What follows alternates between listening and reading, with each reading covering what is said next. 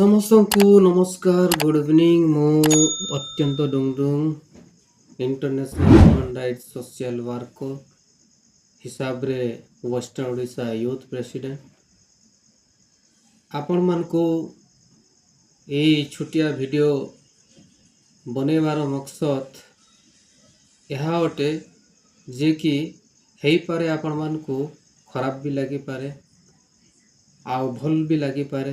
ଯଦି ଖରାପ ଲାଗୁଛି ତାହେଲେ ଆପଣମାନଙ୍କୁ ମୁଁ ବିନମ୍ରରେ କ୍ଷମା ମାଗୁଛି। ଆଉ ମୁଁ କାହାରି ଗୋଟେ ରିଲିଜନ୍ ଉପରେ ମାନେ ଆଜି ପର୍ଯ୍ୟନ୍ତ ମୁଁ ଉଙ୍ଗୁଲି ଉଠେଇ ନାହିଁ ବା ବିରୋଧରେ କହିନି, କିନ୍ତୁ ଆଜି ଏଇ ଛୋଟିଆ ଭିଡ଼ିଓ ମାଧ୍ୟମରୁ ଆପଣମାନଙ୍କୁ ମୁଁ କହିବା ପାଇଁ ଚାହୁଁଛି, ଯଦି ଏଇ ଭିଡ଼ିଓ ମାଧ୍ୟମରେ ଆପଣମାନଙ୍କୁ ହେଇପାରେ ଖରାପ ଲାଗିପାରେ, କିନ୍ତୁ ଭଲ ପାଇଁ ତ କିଛି କହିବାକୁ ହିଁ ପଡ଼ିବ। ତ ଆଜିର ଡେଟ୍ରେ ଆମେ ସମସ୍ତେ ଜାଣୁଛୁ ଯେ କି ନ୍ୟୁଜ୍ ହେଲା ମାନେ ସୋସିଆଲ ମିଡ଼ିଆରେ ବହୁତ ସାରା ଭାଇରାଲ ହେଉଛି, ଆପଣମାନେ ଦେଖୁଛନ୍ତି ଜାଣୁଛନ୍ତି ଯେ କି ମାନେ ଆଜି ଧର୍ମରେ ଲଢ଼େଇ, ଜାତି ଜାତିରେ ଲଢ଼େଇ ବା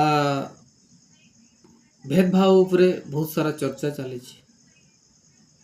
तो यही प्रकार नहीं करी अनेक संगठन मिसी बा अनेक ये चली जे कि आज से हिंदू थिला, से ब्राह्मण जाति थिला, से बौद्ध जाति थिला, से संरा जाति थिला, यही टाइप रो कही कही जो माने वर्तमान समय रे से माने निजर परिस्थिति अनुसार निजर दुख पारिवारिक समस्या बा अनेक रोग बा अनेक बा पीढ़ी रोगर अवस्था रे वर्ष वर्ष धरी से माने पीड़ित हो रहुथिले रहंती भी सही समय रे से माने निजर दुख कष्टरू से माने परिवर्तन होगा पाए चाहती, निजर परिवार निजर जीवन में शांति से माने खोजती। सही समय रे एई पटे सही पटे से माने निजर जो जगार भी रहंती, जो कल्चर रे रहंती, जो समाज रे रहंती, सही समाज रो अनुसार से माने कार्य विधि करंती, किंतु सही जगार से माने फेलियर हुअंती, ठीक हुअंती नहीं। तापर से माने डॉक्टर पाखक जाती, से डॉक्टर पाखक भी गला पर से माने सही प्रकार रिजल्ट न पाइबा जो अनेक अनेक पेशेंट बा अनेक अनेक केस गुड़ा को डॉक्टर भी फेरे दियंती। तो सही परी जगार कहा ना कहा माध्यम रे से माने पांती खबर जानती कि ना किए गोटे ताको गोटे सुसमाचार बा गोटे माने जिनसटा को से माने बताती कि सही परी जगार से फानला जगार गोटे ख्रिस्टियन समाज रो गोटे प्रार्थना सभा हुए, से जगार नहीं कि तो देखंतु बोधे से ठीक गले शायद से तांकर जो भी पादरी पास्टर बा प्रॉफिट जो माने अछंती से माने प्रेयर प्रार्थना करिदेले बोधे सुस्थ हो पारे, सेठी नियंतु एई टाइप रो भी केते लोक माने रास्ता देखांती आउ सेठी तांकर विश्वास अनुसार से जगह को नियंती आउ से जगह प्रार्थना करांती, करैला पर से माने प्रकृत रे सुस्थ हुअंती, सुस्थ होई कि से माने निजर जीवन को से माने परिवर्तन करंती। परिवर्तन कला परे प्रभु परमेश्वर बा यीशु ख्रीष्ट को से माने ईश्वर रूप रे ग्रहण करंती। ग्रहण करिला परे से माने रेगुलर से जगह रे चर्च जीवा आसबा करंती। गला परे सब किछि से माने तथ्य को जानती, जानिला परे से माने निजर जो धर्म रे रहंती से समाज को बा से समाज रू से माने बाहरी जानती और से समाज भी तांको छाड़ी दियंती और से माने रेगुलरी ख्रिस्टियन धर्म को अपनाती और सही समय रे से मानकर जीवन परिवर्तन है, तांकर परिवार भी परिवर्तन है, से माने कंटिन्यू तांकर फैमिली सहित गोटे चर्च को जासास करंती। एई प्रकार करी करी से माने परिवर्तन हेई से माने गोटे उत्तम जीवन यापन करंती। माने जो प्रकार ପ୍ରଥମର ସ୍ୱଭାବ ଥାଏ ସେଇ ସ୍ୱଭାବକୁ ପରିବର୍ତ୍ତନ କରି ନ୍ୟୁ ଲାଇଫ୍ ବା ନ୍ୟୁ ପରିବର୍ତ୍ତନ ସେମାନେ ଗୋଟେ ବଦଳାହଟର ଜୀବନଯାପନ କରନ୍ତି। ତ ସେଇ ପରିବାର ଏରିଆରେ ବି ସେଇ ପଡ଼ୋଶୀ ବା ସେଇ ଗାଁ ଏରିଆରେ ବି ସେ ପ୍ରଭାବଟା ପଡ଼ିଯାଏ। ଆଉ ସେ ଜାଗାରେ ଧୀରେ ଧୀରେ ସମସ୍ତେ ମାନେ ନିଜକୁ ପରିବର୍ତ୍ତନ କରି ଭଲ ରାସ୍ତାରେ ଯିବା ପାଇଁ ସେମାନେ ଅପଣାନ୍ତି। ଗୋଟେ ପରିବାର ଦୁଇଟା, ଦୁଇଟା ପରିବାର ତିନିଟା, ଏମିତି ବି ହେଇକରି ଗୋଟେ ଗୋଟେ ପରିବାର 10-12 ପରିବାର ବି ସେମାନେ ସତ୍ୟର ବାଟକୁ ଯାଆନ୍ତି ବା ଆପଣମାନଙ୍କର ଅନୁସାରେ ସେମାନେ ମାନେ ଧର୍ମ ପରିବର୍ତ୍ତନ କରନ୍ତି। ତ ଧର୍ମ ପରିବର୍ତ୍ତନ କରନ୍ତି ଆପଣମାନଙ୍କର ଅନୁସାରେ ମୁଁ କହୁଛି, କିନ୍ତୁ ସେମାନେ ଗୋଟେ ଜୀବନ ପରିବର୍ତ୍ତନ କରନ୍ତି। ଯିଏ ରିଏଲିଟି ଜାଣିଛି ସେ ହିଁ କହିପାରିବ। ଯଦି ଜବ ତକ ନିଜର ଲାଇଫରେ ସେ ଜିନିଷ ନ ଘଟିବ ଆମେ କହିପାରିବାନି। ସେଇଟା ଆମର ମାନେ ହିସାବରେ ଆମେ ତାଙ୍କୁ ଧର୍ମ ପରିବର୍ତ୍ତନ ବୋଲି କହିବା, କିନ୍ତୁ ସେଇଟା ଧର୍ମ ପରିବର୍ତ୍ତନ ନାହିଁ, ଜୀବନ ପରିବର୍ତ୍ତନ ଅଟେ ସେଟା। ତ ସେଇ ଜାଗାରେ ସେମାନେ ଯାଆନ୍ତି ଆଉ ସେ ପଡ଼ୋଶୀର ବା ସେ ଗାଁର ବି ବିରୋଧ କରନ୍ତି। ସେମାନେ ଖ୍ରୀଷ୍ଟିଆନ ଧର୍ମକୁ ଗଲେ ଏମିତି ହେଲେ ସେମାନେ ଟଙ୍କା ଦେଲେ, ଟଙ୍କା ପଇସା ଦେଇକି ତାଙ୍କୁ କନଭର୍ଟ କରୁଛନ୍ତି। ଏଇ ଟାଇପ୍ର ଚାଲିଛି ଝାମେଲା ଆଜିର ଡେଟ୍ରେ। କିନ୍ତୁ ପ୍ରାୟ ଫ୍ୟାମିଲିକୁ ଆପଣମାନେ ପଚାରିବେ ବା ପ୍ରାୟ ଫ୍ୟାମିଲିକୁ ଆପଣମାନେ ଇଣ୍ଟରଭ୍ୟୁ କରିବେ ବା ଇନକ୍ୱାରି କରିବେ, ତାହେଲେ ସେମାନେ ନିଜର ଦୁଃଖ ବା ନିଜର ପରିସ୍ଥିତିକୁ ନେଇକି ସେ ଜାଗାରେ ଗଲା ପରେ ସଫଳତା ପାଇକି ସେମାନେ ଆଶୀର୍ବାଦକୁ ପାଇଲା ପରେ ସେମାନେ ଯାଉଛନ୍ତି।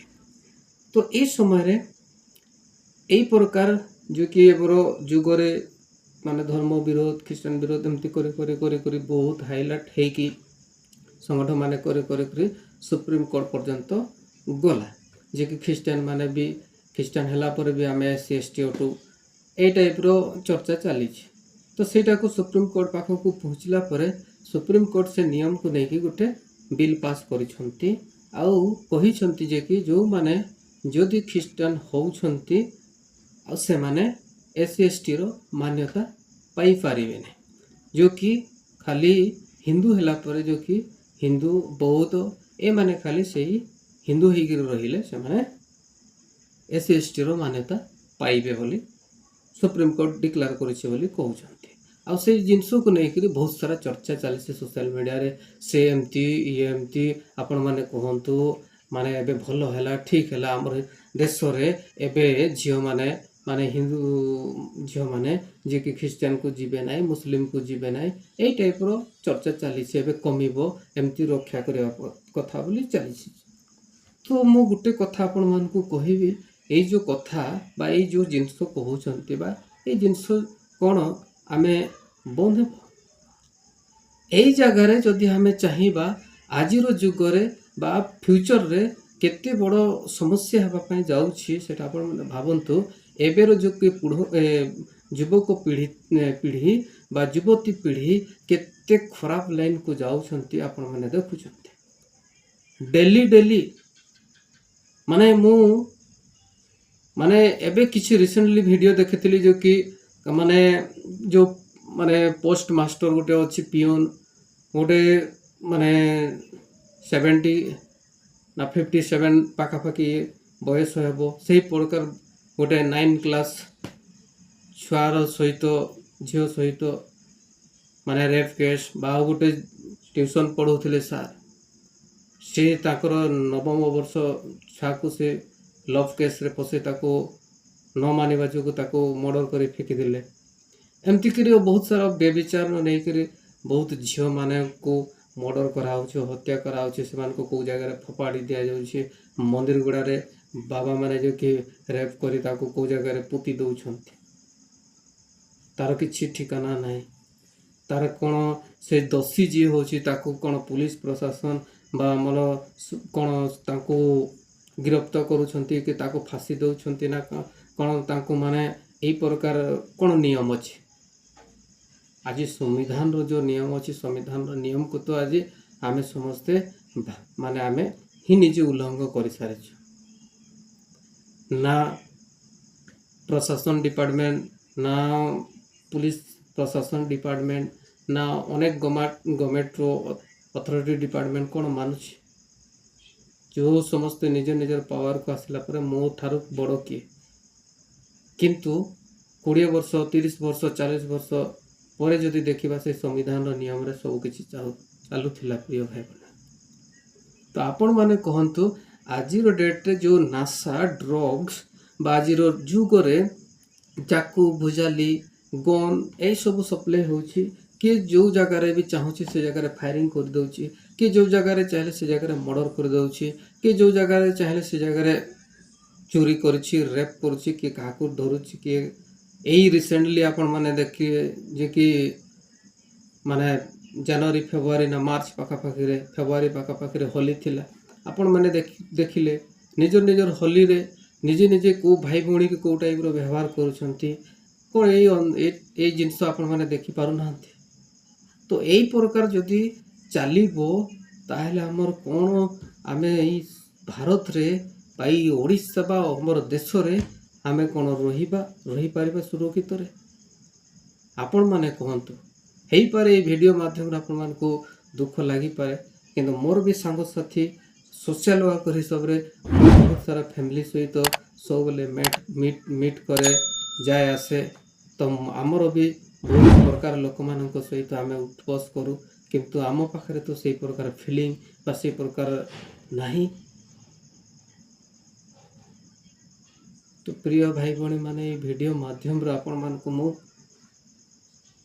କହିବାକୁ ଚାହୁଁଛି ଆମେ ସତ୍ୟକୁ ଜାଣିବା ଆବଶ୍ୟକ ଆଉ ଇମାନଦାରୀରେ ରହିବା ଆବଶ୍ୟକ। ଆଜି ସତ୍ୟର ସହିତ ଇମାନଦାରୀ ଯଦି ନାହିଁ ତାହେଲେ କେତେ ମିସୟୁଜ୍ କରାହେବ ସେଟା ଆପଣମାନେ ଜାଣିଛନ୍ତି। ତ ଏଇ ଭିଡ଼ିଓ ମାଧ୍ୟମରେ ଆପଣମାନଙ୍କୁ କହିବା ପାଇଁ ଚାହିଁବି, ଏ ଭିଡ଼ିଓ ଯଦି ଆପଣମାନଙ୍କୁ ଭଲ ଲାଗୁଛି ତାହେଲେ ସବସ୍କ୍ରାଇବ୍ ସେୟାର ଫଲୋ କରିବେ ଆଉ ସପୋର୍ଟ କରନ୍ତୁ। ଆଉ ଏ ଭିଡ଼ିଓକୁ ବହୁତ ସେୟାର କରନ୍ତୁ। ମୁଁ ଏତେ ଭିଡ଼ିଓ କରିବା ପାଇଁ ଜାଣେନି, କିନ୍ତୁ ଶିଖୁଛି ଆପଣମାନଙ୍କର ସପୋର୍ଟରେ। ତ ଏଇ ପ୍ରକାର ଭିଡ଼ିଓ ଦେଖିକି ନିଜକୁ ଦୁଃଖ ଲାଗେ। ଆଜି ଆମ ଲାଇଫରେ ଯଦି ଏ ପ୍ରକାର ଘଟୁଛି ତାହେଲେ ଆମର ଛୁଆ ତାଙ୍କର ଛୁଆମାନଙ୍କର ସମୟରେ କ'ଣ ଲାଇଫ୍ ହେବ? ସେମାନେ ତ ଘରୁ ବାହାରିଲେ ତାଙ୍କୁ ହାଣି କାଟିଦେବେ। ଆମ ଘରକୁ ବାହାରିଲେ ସେମାନେ ଆଉ ସୁରକ୍ଷିତରେ ରହିବେ ନାହିଁ। ଆମର ଲାଇଫରେ ସେ ପ୍ରକାର ଘଟୁଛି ତାହେଲେ ଆମର ଛୁଆମାନଙ୍କର ଲାଇଫରେ କ'ଣ ହେବ? ଭାବନ୍ତୁ, ଜଣେ ଯଦି ଭୁଲ ରାସ୍ତାରେ ଯାଉଛି, ଗୋଟେ ଡକାୟତ, ନାସା, ଡ୍ରଗ୍ସ ବା ଅନେକ ଖରାପ ରାସ୍ତାରେ ଯାଉଛି, ସେ ଯଦି ପରିବର୍ତ୍ତନ ହେଇକି ଭଲ ଜୀବନଯାପନ କଲେ କ'ଣ ଅସୁବିଧା? ସେ ତ ଯେଉଁ ଧର୍ମରେ ଅଛି ବା ଯେଉଁ କାଷ୍ଟରେ ଅଛି, ଯେଉଁ ମାନେ ଜାତି ବର୍ଗରେ ରହି ସେ ସେଇ ଜାଗାରେ ହିଁ ରହିବ। ତାର ତ ସେଇଟା ପରିବର୍ତ୍ତନ ହେବ, ସେ ମନ ପରିବର୍ତ୍ତନ ହେବ। ତ ଏଇ ଜାଗାରେ କ'ଣ ଅସୁବିଧା? ଯେ ସେ SC/ST ଯଦି ଥିବ ହିନ୍ଦୁରେ ବୌଦ୍ଧରେ, ସେ ଯଦି ଖ୍ରୀଷ୍ଟିଆନକୁ ଆସିଲା କି ମୁସଲିମକୁ ଆସିଲା ତାହେଲେ ସେ ଜିନିଷ ମାନ୍ୟତା ସେ ପାଇବନି। ସେ ଆଉ ତାହେଲେ କ'ଣ ରହିବ? ସେ ଯଦି ମନେ କରନ୍ତୁ ଆପଣମାନଙ୍କର ହିସାବରେ ସେ ଯଦି ହିନ୍ଦୁ ଥାଇକରି SC/ST ରହିଛି, ସେ ଯଦି ଖ୍ରୀଷ୍ଟିଆନକୁ ଆସିଗଲା ତାହେଲେ ସେ SC ନ ହେବା ଜାଗାରେ SC ନ ହେଇକରି ସେ କେଉଁ ମାନ୍ୟତା ପାଇବ? OBC general? ଆପଣମାନେ କୁହନ୍ତୁ। ଏଇ କଥାକୁ ନେଇକି ବେଶୀ ଚର୍ଚ୍ଚା ହେଉଛି। ତ ପ୍ରିୟ ଭାଇ ଭଉଣୀମାନେ ବାସ୍ ଆପଣମାନେ ନିଜକୁ ପରିବର୍ତ୍ତନ କରନ୍ତୁ, ସୋଚକୁ ପରିବର୍ତ୍ତନ କରନ୍ତୁ ଆଉ ସବୁବେଳେ ଇମାନଦାରୀ ଆଉ ସଚ୍ଚାଇରେ ରହିବା ପାଇଁ ଚେଷ୍ଟା କରନ୍ତୁ। ତାହେଲେ ଯାଇକି ଆମର ଏଇ ଜୀବନଯାପନ ଆମେ କରିପାରିବା, ଦୁନିଆକୁ ପରିବର୍ତ୍ତନ କରିପାରିବା, ସମାଜକୁ ସଫା କରିପାରିବା, ସମାଜର ଯେଉଁ ପ୍ରଭାବ ଅଛି ସେ ଜିନିଷକୁ ଦୂର କରିପାରିବା। ଆପଣମାନେ ଦେଖନ୍ତୁ କେତେ ଗନ୍ଦା ଚିଜ, କେତେ ମର୍ଡ଼ର ହେଇଗଲା, କେତେ ହତ୍ୟା ହେଇଗଲା। କିଏ କାହାକୁ ଚାହୁଁଛି ତାକୁ ମାରି ଦେଉଛି, କିଏ କାହାକୁ କେଉଁ ପ୍ରକାର ପ୍ଲାନିଂ କରିକି ହତ୍ୟା କରିଦେଉଛି, କିଏ କାହା ସହିତ କେଉଁ ପ୍ରକାର ଯେତେବେଳେ ପାରୁଛି ସେତେବେଳେ ରେପ୍ କରୁଛି। ଏଇସବୁ ଏମାନେ ତ କେହି ଧରା ପଡ଼ୁନାହାନ୍ତି। ଏମାନଙ୍କର ଉପରେ ତ କିଛି କାର୍ଯ୍ୟାନୁଷ୍ଠାନ ହେଉନି। ଏମାନଙ୍କ ପାଇଁ ତ ଏତେ ମାନେ ପୁରା ନିୟମ ମାନେ କାନୁନ ନାହିଁ।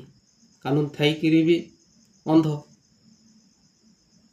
ତ ଏଇ ଭିଡ଼ିଓ ମାଧ୍ୟମରେ ଆପଣମାନଙ୍କୁ ମୁଁ କହିବା ପାଇଁ ଚାହିଁବି, ଆପଣମାନେ ସତ୍ୟ ବିଷୟରେ ସପୋର୍ଟ କରନ୍ତୁ ଆଉ ସତ୍ୟ ପାଇଁ ହିଁ ଆପଣମାନେ ଲଢ଼ନ୍ତୁ ଆଉ ବିଶ୍ୱସ୍ତରରେ ରହିକି ଇମାନଦାରୀରେ ରହିବା ପାଇଁ ଆମେ ସମସ୍ତେ ଏକଜୁଟ ଆବଶ୍ୟକ।